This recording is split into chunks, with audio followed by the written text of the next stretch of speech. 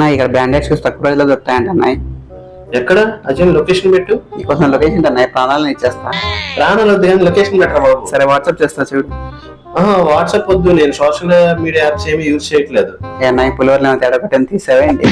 అదేం లేదురా బాబు, phone reset చేసాను కానీ లొకేషన్ పెట్టరా. మరి నీకు లొకేషన్ ఎలా పెట్టాలన్నాయి? అరే పెద్ద సమస్య వచ్చి పడిందే. ఏంటి రాజు ప్రాబ్లం ఏంటి?